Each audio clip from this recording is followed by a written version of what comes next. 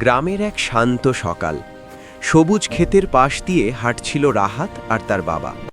আকাশে সোনালি রোদ আর চারপাশে হাওয়া ছুঁই ছুঁই করে বইছে। রাহাত আজ খুব খুশি, কারণ বাবা তাকে প্রথমবারের মতো গরু ও ছাগলগুলো নিয়ে মাঠে যেতে দিচ্ছেন। মাঠে পৌঁছতেই তাদের গরুটি লালু খুশিতে হাম্বা করে ডাক দিল। ছাগলগুলিও লাফাতে লাফাতে এগিয়ে গেল।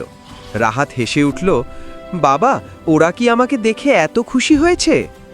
বাবা বললেন, ওরা তোমার বন্ধু, যত যত্ন করবে ততই ওরা তোমাকে ভালোবাসবে।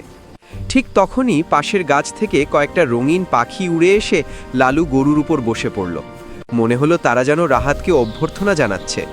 কিছু দূরেই এক খরগোশ গাজর চিবুচ্ছে, আর একটা কাঠবিড়ালি ডালে ডালে লাফ দিয়ে বেড়াচ্ছে।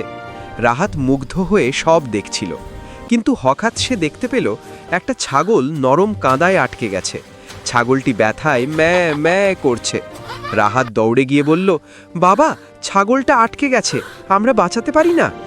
বাবা হেসে বললেন, অবশ্যই পারি, প্রাণীদের সাহায্য করাই বড় মানুষের কাজ। দুজনে মিলে গাছের ডাল এনে কাঁদার পাশে রাখল।